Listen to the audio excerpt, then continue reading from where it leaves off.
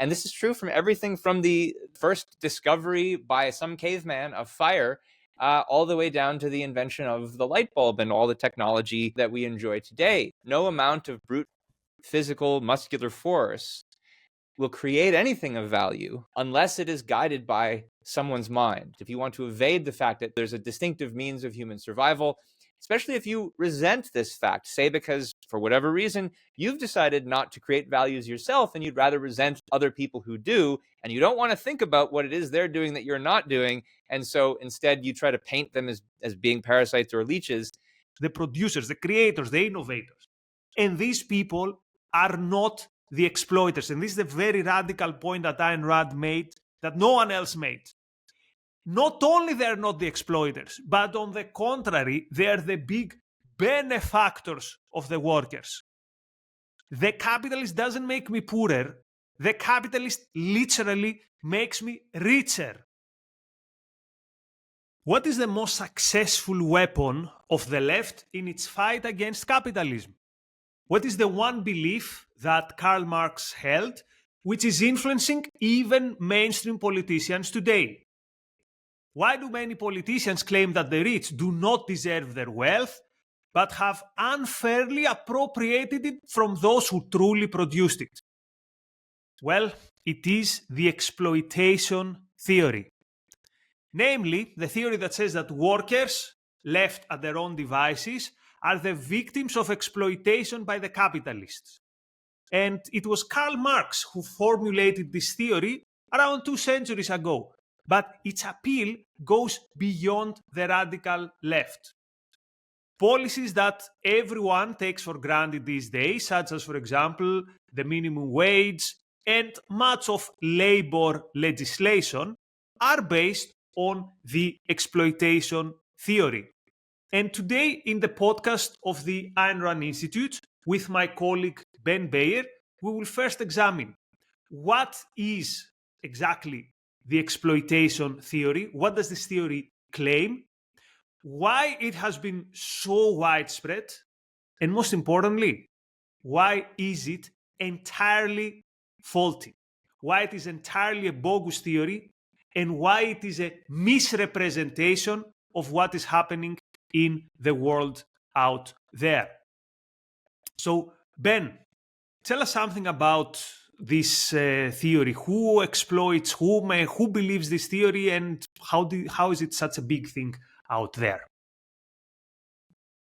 Well, before we even talk about that, I think it's worth underscoring a point that you made a moment ago about just how widespread the influence of this theory is, even in places where you might not suspect it. So it shouldn't come as much of a surprise that you see the influence of this theory on the left wing of American and other forms of politics, that someone like Alexandria Ocasio-Cortez, who's avowedly a socialist, here's a screenshot of her saying, "No one ever makes $1 billion, you take $1 billion."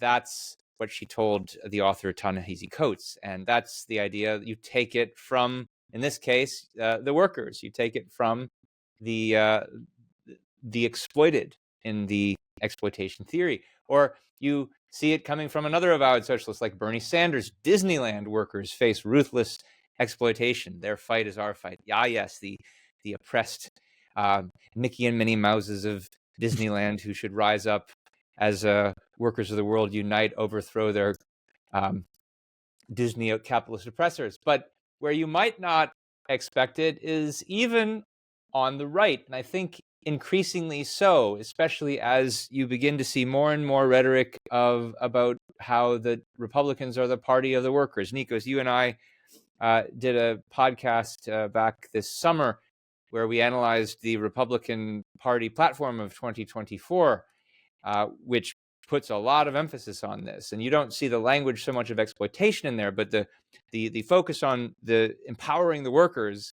Well, who are you empowering them against? You're empowering them against their overlords, against their exploiters. And you see it coming out even more explicitly in especially, I think, in rhetoric about immigration. So, for example, there's a book that Marco Rubio wrote in 2023, and there were passages of it quoted in a New York Post article in June of 2023. Listen to some of the way he describes the labor aspects of the immigration controversy. Across this country today, the immigration system has been corrupted and exploited, and it began, as many of America's problems do, with a fundamental shift toward a globalized economy. But not every business could be exported, which meant Wall Street simply figured out how to import cheap labor, much of it coming from illegal immigrants. This was a slower, more subtle process. Sure, some politicians made a big deal about jobs Americans wouldn't do, but otherwise the only outcry came from workers who found their wages stalled, benefits cut, and hours slashed until they could be replaced by someone willing to work more hours for less. Now, I think the same view is implicit overall in the right-wing discussion of free immigration. The idea is that it allows the importation of cheap, illegal labor, which is exploited, and their view is instead American workers should be paid more. Well, why should they be paid more? Because if you pay them less, they're not getting what's their due. They're not getting what they ought to be paid, because if they're paid less, they're being exploited. Now, they don't say that, but they're appealing to the same kind of left-wing Marxist sentiments that empower the rhetoric of Bernie Sanders and AOC. And so, Nikos, you've studied Marxist theory a great deal more than I have. Where does this idea come from that in the works of people like Karl Marx? Yeah. So here is the theory in a nutshell, first of all, so that we are all on the same page. The exploitation theory says that the source of the profits of the capitalist is the labor of the worker. Or more specifically, the source of the profits of the capitalist is some extra work, Marx calls it surplus labor, undertaken by the worker. So the worker works and the capitalist pockets the profit. The worker does the actual work, the capitalist sits on the side and pockets the profit. In other words, according to the exploitation theory's adherents, the worker is creating more value than what he's paid for. And this extra value, or as Marx calls it, surplus value, is the root of the profit of the capitalist. And here's the important thing. The capitalist in a proper society should have no such profit. The capitalist should have no claim to that extra value that the worker created. So the fact that the capitalist puts in his pocket this extra value, this surplus value, is unfair, say the Marxists. And here's an example to illustrate this theory with an example. Let's say that we are in a factory and workers build a car. And this car is worth, let's say, $5,000. But the workers who built it collectively receive, let's say, $4,000.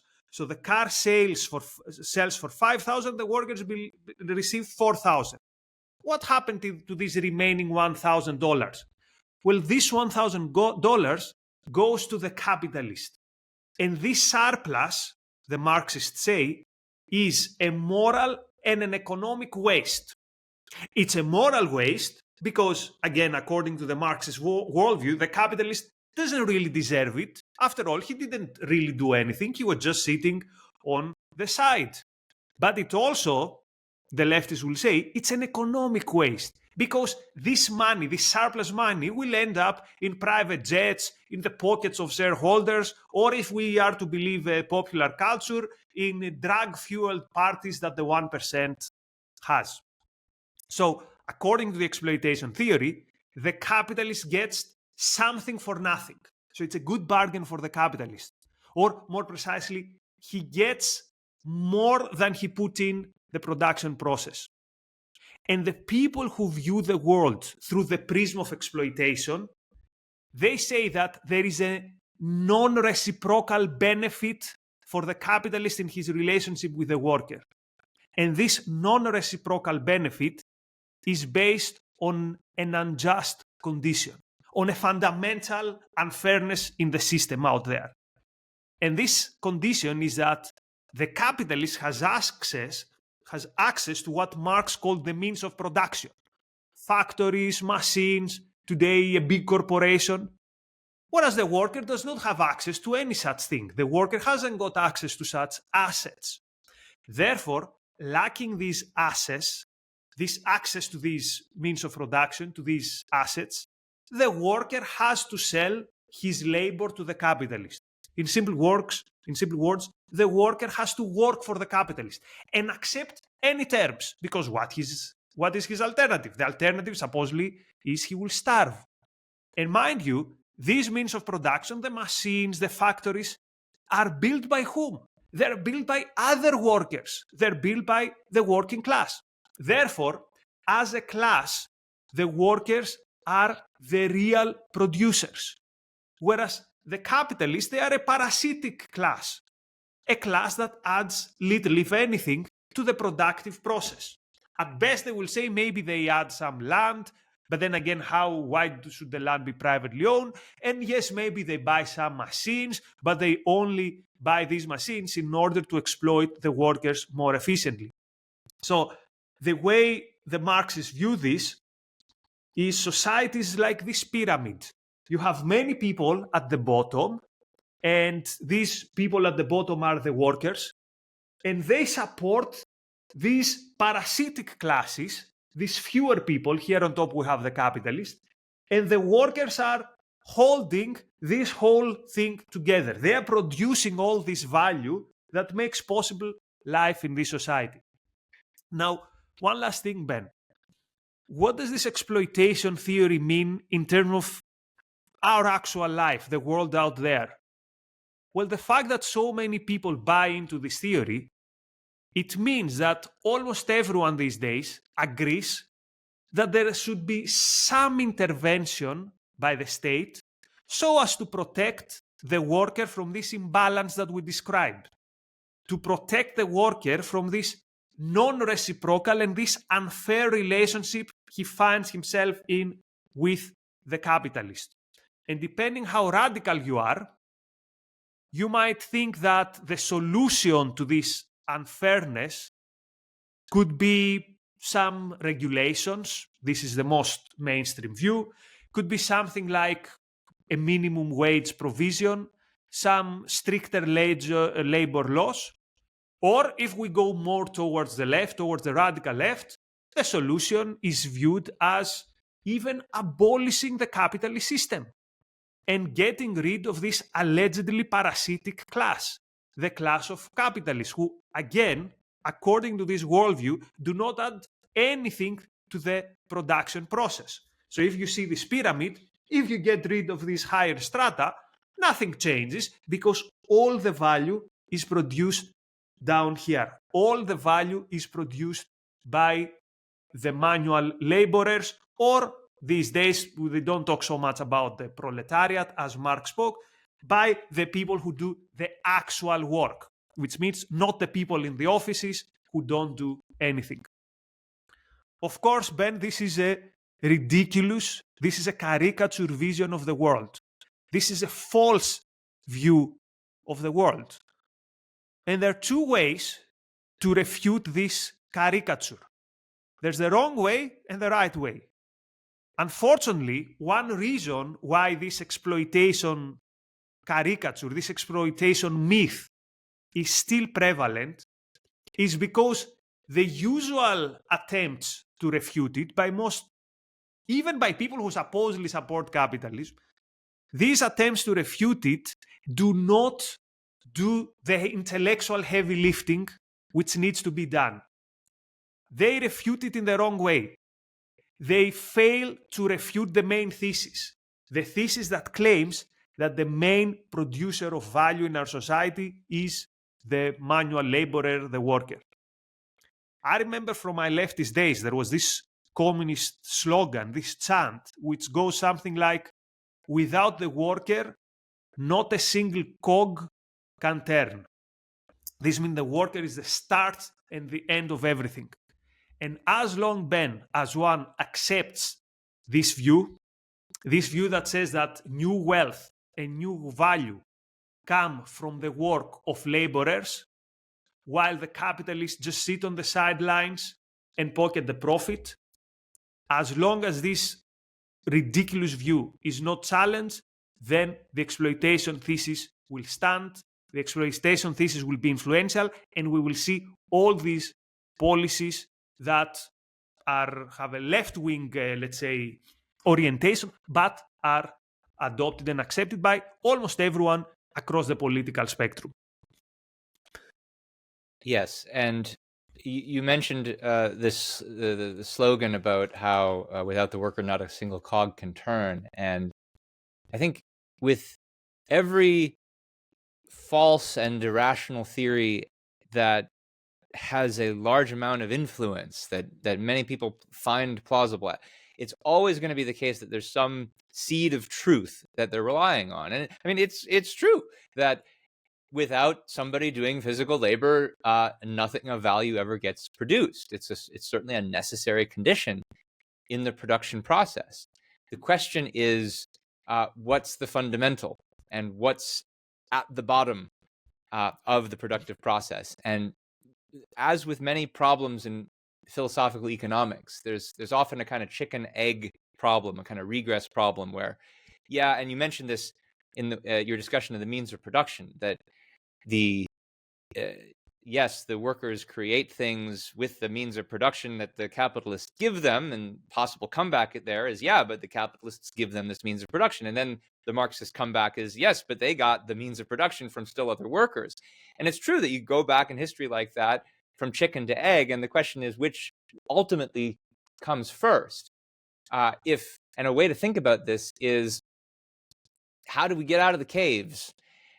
If the source of valuable things is only ultimately labor, what unthinking work did the cavemen do to rise out of the caves? Obviously, there has been progression in the amount of valuable products that human beings use over the course of history.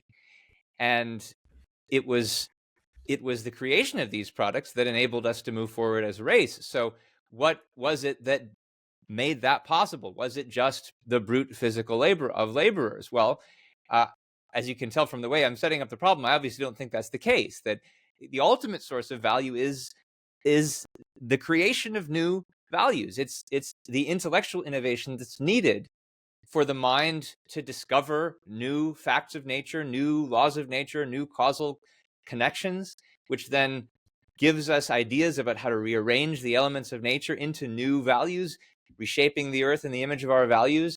And this is true from everything from the first discovery by some caveman of fire, all the way down to the invention of the light bulb and all the technology that we enjoy today. The fact is that no amount of brute physical muscular force will create anything of value unless it is guided by someone's mind.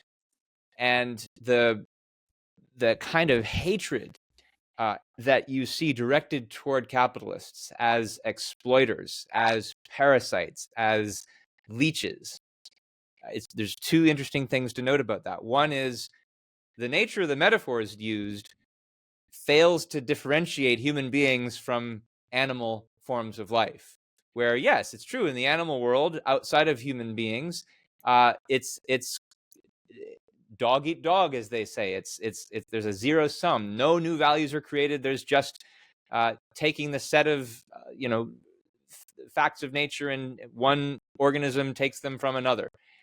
There's no novelty. There's no innovation. So one problem there is the failure to understand human beings live in a different way. We don't live through parasitism and through force. We live by the creation of values. But another thing is, it's a convenient metaphor if you want to evade this fact, if you want to evade the fact that, no, there's a distinctive means of human survival, especially if you resent this fact, say because for whatever reason, you've decided not to create values yourself and you'd rather resent other people who do, and you don't want to think about what it is they're doing that you're not doing. And so instead you try to paint them as being parasites or leeches, rather than human beings who've made choices that you haven't made yourself. And when the thinkers on the left or Marxists probably begrudgingly admit, as I'm sure they must do, that Yeah, it's not all muscles. Our brains have something to do with it, something to do with creating values. Uh, they'll, at best, I would think, admit this in connection with scientists, in connection with inventors. And maybe they'll say, yes, this is why the inventors and the scientists need to be given a state subsidy, or there needs to be a state science institute where they can work, which is then, funded by taxing the exploiters. But they don't see it where it's also true, and where it's super importantly true, which is with businessmen. That it may be true that businessmen don't always invent the products that they sell, though sometimes it is true. And I mentioned the light bulb for a reason, because Thomas Edison was both a scientist and an entrepreneur, and was doing both at the same time. And it sometimes happens, but it's always true that business people are nonetheless responsible for the very important intellectual innovation of identifying a product that can fit with a market. They identify and seek a source of funding, not always their own. So it's not always they're sitting on piles of money. Sometimes they have to find someone to loan it to them. Sometimes they have to find a way to raise money from venture capitalists. Sometimes it's their own, but they had to do work to keep their own. Most importantly, the intellectual work of figuring out how to make a production process actually self-sustaining through profit.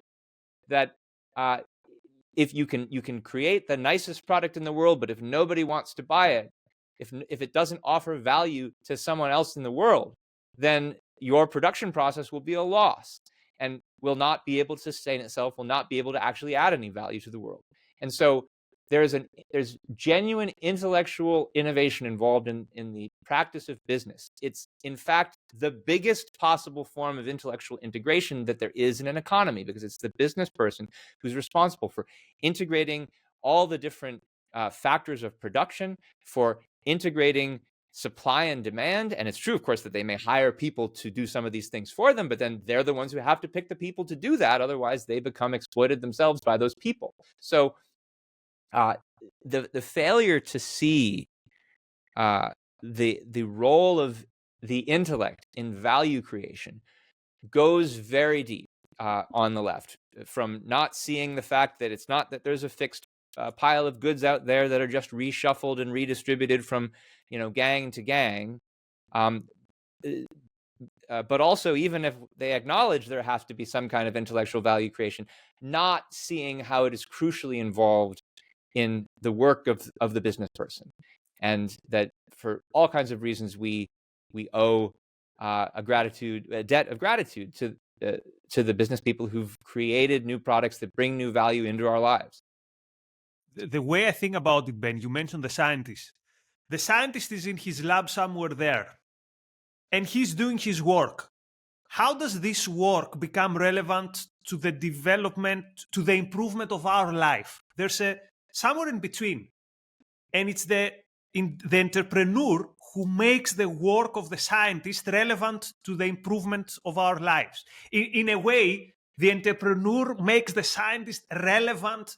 He puts the scientist's work to the service of our lives, to put it metaphorically, but not even metaphorically. So, for example, think about what technology the smartphone includes. This is technology and scientific knowledge that wouldn't have a direct impact perhaps in our lives, but Steve Jobs made it so that now this work of this scientist had this tremendous impact on our lives. So maybe that we could view the industrialist or the entrepreneur as this general who has this big overview of on the one hand, what are the scientific developments, and also how could I add value to the lives of Nikos and Ben. Of course, why are they doing? They're doing it for their own benefit, and that's perfectly fine. That's perfectly good. No one is a servant of no one else. Everyone is doing the work they want, the thing that they're good at, and as a result, we benefit from it. And this mechanism that you described, unfortunately, is a mechanism that even the best defenders of the free enterprise system, they failed to make this point. So usually, how do, for example, Austrian economists, how do they refute the exploitation thesis? Well, they tell you things like, look, at the end of the day, the capitalists are not that bad. They do something. They might say, look, the capitalist takes some risk. So the capitalist assumes a risk the worker does not assume, because the worker is getting paid, but if the business falls out, the capital is going to take the loss. Or related to that, there's this famous time preference theory that you might have heard again from the Austrian school. They say the worker is paid now because he wants the money now, whereas the capitalist will get the money in the future. Or another explanation. So all these explanations boil down to the idea that, look, the capitalist, he's also suffering in some way, so please cut him some slack. So they say the capitalist in the past has virtuously abstained from consumption. That's how he made money. And thus he has managed to acquire this means of production, the factory, the worker that then become available to the machines that then become available to the worker. And let me tell you something, Ben. When I was transitioning, let's say, from Marxism, I could not really be inspired by these explanations. So I was thinking, yeah, okay, I get the subjective theory of value. I get the refutation of Marxist, let's say, labor theory of value. But I'm still not sure why the capitalist is a good guy. Okay, yeah, maybe he takes some risk. Yeah, maybe he's going to get paid later, but that's because he's more powerful. So all these mainstream explanations of why the exploitation theory is missing something, they failed to make the case that, no, the capitalist is doing here something more than just, oh, I'll shoulder some of the risk, or yeah, I'm also suffering here. Yeah, and I think there are elements of truth to the fact. It's true that the capitalist is the one who's assuming the greatest risk, and it's true that they have to forego certain forms of production of consumption in order to engage in this productive use of their capital. All true. The way that the kind of mainstream critiques of exploitation theory make use of that fact, though, I think is basically trying to frame it in the wrong way for the sake of conceding the moral high ground to their enemies, to the Marxists. They're taking this risk, but that's of course because they expect to profit the most from it, and they will profit the most from it.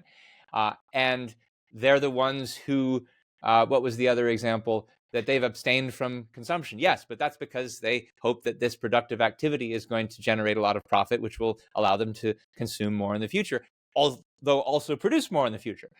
And so these are selfish goals that the capitalists are aiming at, that they're interested in profit. They're, of course, interested in profit through trade, which goes back to the point that I was making before about how there's a distinctive mode of human existence here that consists of creating values, trading your best for someone else's best, and you profit through someone else benefiting from the value that you put out there in the world, which is just a view of reality and a view of life that the Marxist picture of the world just doesn't want to take into account. They don't want to see that we're not just living a dog-eat-dog existence, that it's die or it's kill or be killed, that it's not zero-sum, that there's a creation of value that comes out of nothing through the use of the mind. And what those arguments by the critics of exploitation theory are, I think, in effect trying to do is to reframe things away from what's actually true, to say, actually, because the capitalist is foregoing consumption and assuming risk, they're the ones who are actually being really self-sacrificial. They're the ones who are really suffering more, which is not really true at all, and is a attempt to concede the basic moral premise of the Marxist worldview, which is the idea of the morality of self-sacrifice. And it's not much help. It doesn't convince any Marxists, because once Marxists get wind of the idea, you're willing to concede that premise, then it's not hard to go the extra step and say, well, hey, if you think it's good for capitalists to self-sacrifice, well, then they should self-sacrifice their whole business and give it over to the Soviet, give it to the workers' collective to take over and to run, which of course the Marxists think is justifiable to do anyway, because they think that those capitalists are exploiting the workers. And And Nikos, I want to go back to some of the things that you said about the way the capitalist contributes value, because you talked about how they, with your example of the iPhone, they bring knowledge from the scientists, they make it relevant to the rest of us in a way that we never could have done ourselves. And I think that's basically right. I think there's a crucial component of education, that what part of what the business person is doing by way of marketing is teaching us to value things we might not have been able to value before. And that's, again, also part of the trade equation. He's teaching this to us so that we can realize there's something to buy, so that he can profit, which further underscores just how much this is a distinctive human form of relationship, the relationship of trade that the Marxist worldview just blanks out on. And where we see trade, they only see exploitation. They don't appreciate that there is a real power to produce and create value through the mind. And as a result, they conflate economic power with political power. They conflate the idea that a producer creates values with the fact that some people do work by exploitation. Some people do work by force. Some people do take values that other people have created and just expropriate them. But it's simply not the case for reasons we've discussed. And their view here is entrenched by a further conflation, a further distortion, which is the idea that you alluded to briefly, Nikos, that the workers are in effect forced to go to work, they say, forced by the capitalists, because their only choice is to work or to starve. And this is exactly the way that Marxist theorists often put it. And it's such a dramatic distortion. One way to see this is that, hey, the capitalists don't have to start businesses. They could just consume whatever capital they already have. And if they did that, if they didn't create the business, the workers would still face the same choice. They would still face the choice of find a way to support yourself with some kind of work, or starve. So it's not like it's the capitalists who've foisted this basic fact of reality that human beings survive by production onto the workers. That is just a fact of reality. It's not forced by other men. And I should say it's also just a dramatic oversimplification to say that the choice really is work or die, as if there's only this one job that the workers could do, and if they aren't given it with lots of plushy benefits, that they'll just starve in their ineptitude. No, if you're in a free capitalist economy, there's all kinds of options. Maybe in lesser developed economies, there are fewer options than we have today, but there are real options. It's not like everybody was starving before capitalism existed. There are options, including to rise through the ranks and to no longer be a quote-unquote proletarian labor. And Nikos, while I was reviewing for this session, I discovered some of the debate, the back and forth about exploitation theory on this very point, the fact that there's a possibility of rising through the ranks. And there are contemporary Marxist theorists, for example, like G.A. Cohen, who in a paper that I was reading fully admits that, yeah, occasionally people do rise through the ranks. And the way that Marx would have thought about this is that sometimes proletarians enter the petty bourgeoisie. And it's interesting and revealing to look at the response that they make to this argument, because it's not to say that this doesn't happen. Their response is to say, oh, yes, individuals might be able to escape from the clutches of their oppression by capitalists and rise through the ranks. But it's not the case that the entire proletariat can do that. And what they see as relevant is that the class, therefore, is unfree, that the collective of the workers is unfree, even if some of the individuals, they will admit, are free. And what this does is it really brings out just the explicit collectivism of this Marxist exploitation theory, that all that matters is that the group is allegedly unfree from facts of reality in reality. Even if individuals are free. And it explains in part, and I was always perplexed by this, Nikos, why is it that Marxists will say when the worker sells the products that the workers create and takes the profits because of it, that counts as exploitation, that counts as parasitism.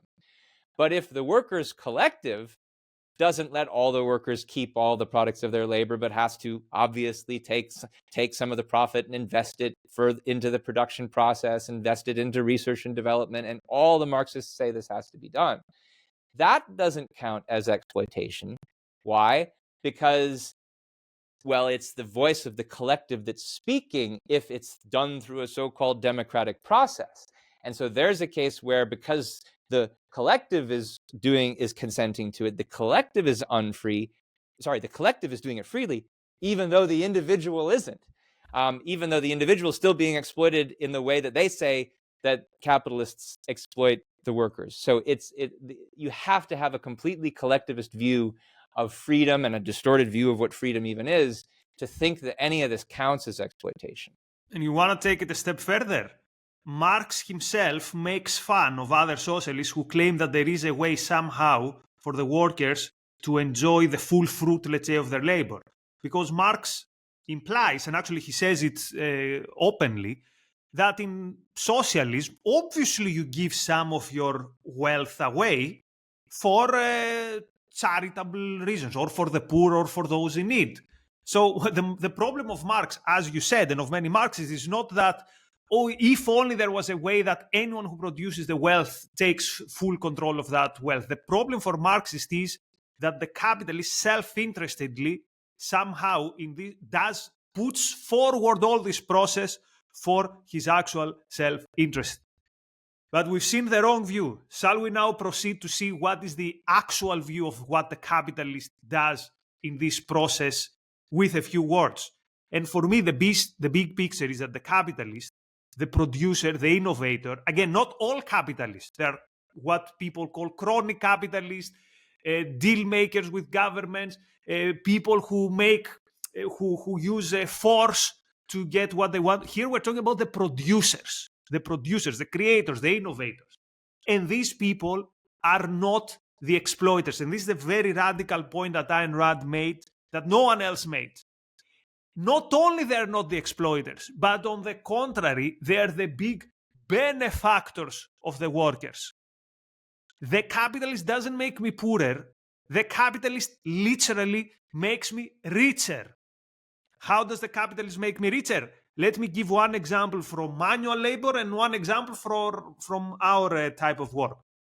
Think about a worker who uses a forklift, how in Europe we call it a clerk, one of these machines that can lift weight. Based on his own work, on his own manual power, the worker would be able to lift, let's say, 25 kilos. With this machine, he can lift every time 250 kilos. So this machine, brought to him by the capitalist, brought to him by the innovator, brought to him by whoever thought, I will open this factory, I will buy these machines. It makes his work more valuable. It makes the worker more productive.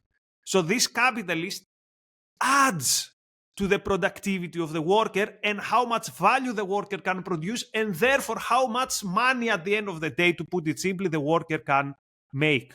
Or think about our line of work, Ben.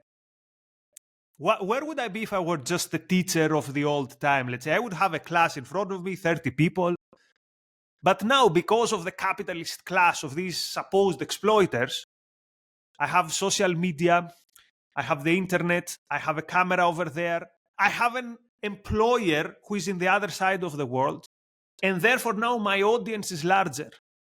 And now I can have access to thousands and thousands of people. And I'm not even someone who is famous. Other people have all the time access to millions of people through these great things that these great innovators have created, these great platforms, this great technology. So it's not that the capitalist is that my employer exploits me. It is that my employer makes my work more valuable. So it's the opposite. I benefit from the fact that some people build this institute that I work in, and instead of just me, myself, trying to find some students, I get access to this audience. Of course, I contribute to this process. And Ayn Rand and we never said that or it's only the capitalist that contributes to that. And of course, if you read the novels, you see manual laborers, people lower in the, let's say, hierarchy of a business, they are moral paragons. They add tremendous value to the work. And they're on the same side with the entrepreneur, with the creator. All productive people are on the same side. They are on the side of creation. They're on the side of production. So at the end of the day, Ben, we see that this pyramid, the pyramid that Marxists have been talking about, actually it's inverted. The entrepreneurs, the great producers, are the atlases that hold together this whole thing. The people, put it simply for our job, the people who created the internet, this camera, Zoom, Twitter, these people have made possible for us who are somewhere here to live a more comfortable life and to have a more productive work. And if we think about them as a class, they've given us all these amenities that we enjoy in this part of history. We are lucky enough to live in the 0.1% of human history where the creativity of these few people and the people who want to be productive has been liberated. And the result is the rich world that we've been living. And this world is an exception, Ben. And we talked about atlases and this inverted pyramid. We can see it in this book, in Atlas Shrugged. It's what Ayn Rand called the pyramid of ability. Tell us something more about this, Ben. Sure. Well, I'll just actually go ahead and read a few passages from Atlas where this pyramid that you mentioned is described in a major speech toward the end of the book. And there's more to it than this. We'll share a link to it later, but here are some lines. When you live in a rational society where men are free to trade, you receive an incalculable bonus. The material value of your work is determined not only by your effort, but by the effort of the best productive minds who exist in the world around you. That's the point you were referencing, Nikos. When you work in a modern factory, you are paid not only for your labor, but for all the productive genius which has made that factory possible. Skipping some. The man at the top of the intellectual pyramid, and in your way of putting it, Nikos, at the bottom, the one who's holding everything up, contributes the most to all those below him, but gets nothing except his material payment, receiving no intellectual bonus from others to add to the value of his time. The man at the bottom, who, left to himself, would starve in his hopeless ineptitude, contributes nothing to those above him, but receives the bonus of all their brains. Such is the nature of the, quote, competition between the strong and the weak of the intellect. Such is the pattern of, quote, exploitation for which you have damned the strong. And Nikos, I hope you can see and that our audience can see how this idea of the pyramid of ability of Ayn Rand's is really a perfect counterpoint to the Marxist ideal that you've been describing, to that regular old Marxist exploitation period you've been showing us pictures of. And here we'll put up on screen this old cartoon from the 19th century from a socialist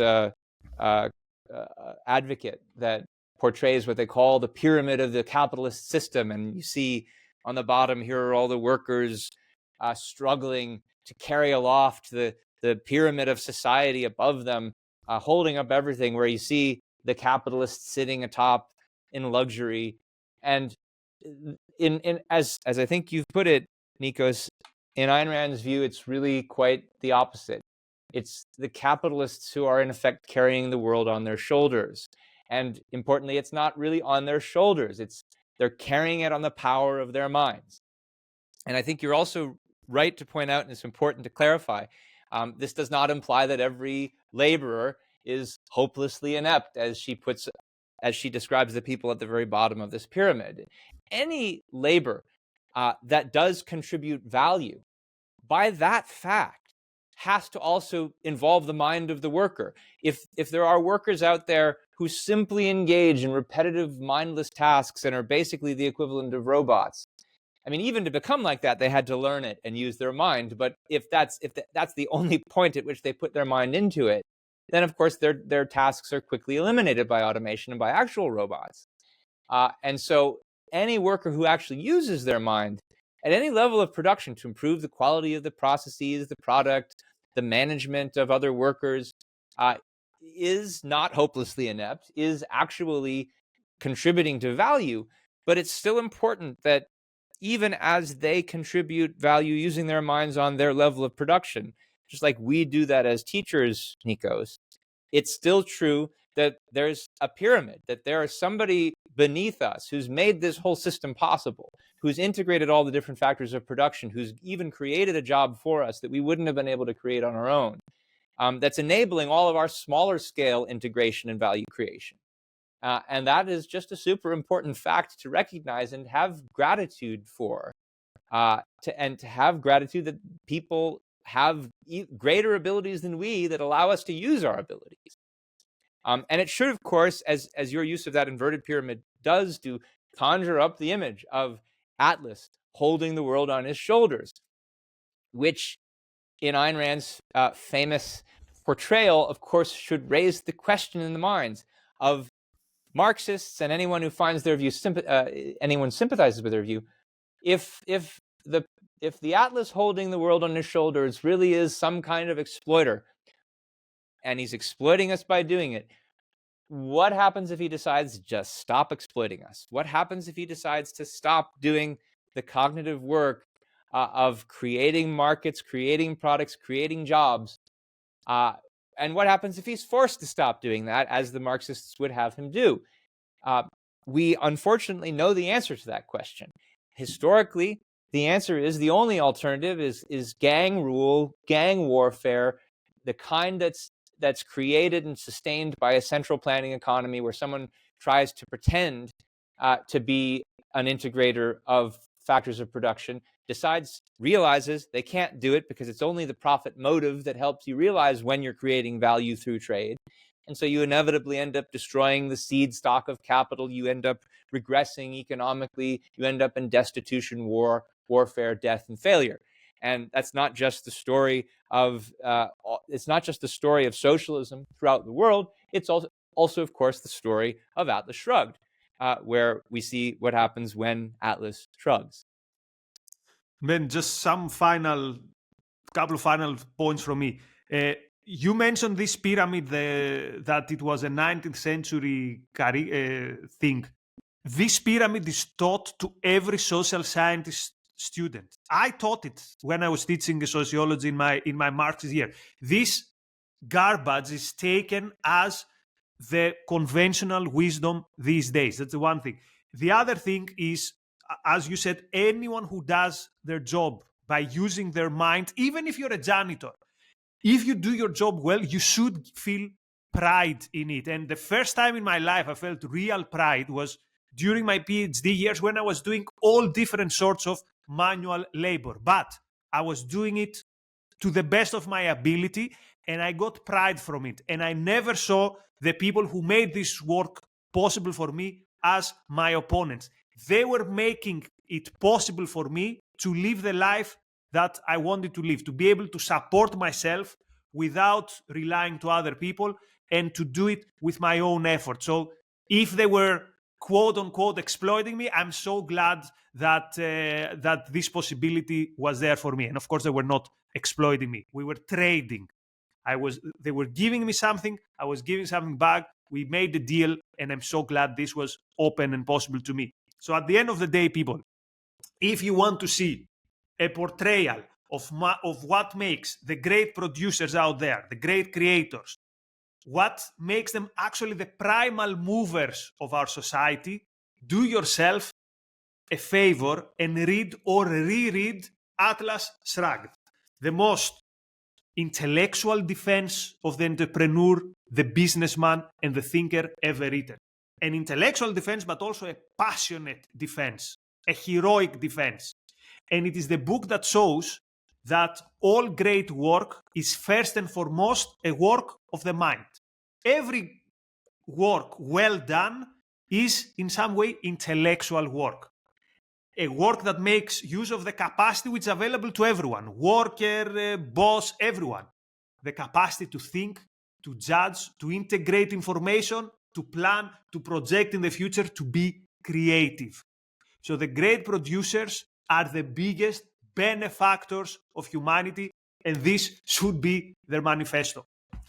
Many thanks for watching. If you appreciate what we're doing in the Ayn Rand Institute with the Ayn Rand Institute podcast, please like, subscribe, comment. This is very important for us. Ben, anything else? No, thanks, Nikos, for having the idea to do this episode. Many thanks. Thanks for your time. Bye-bye.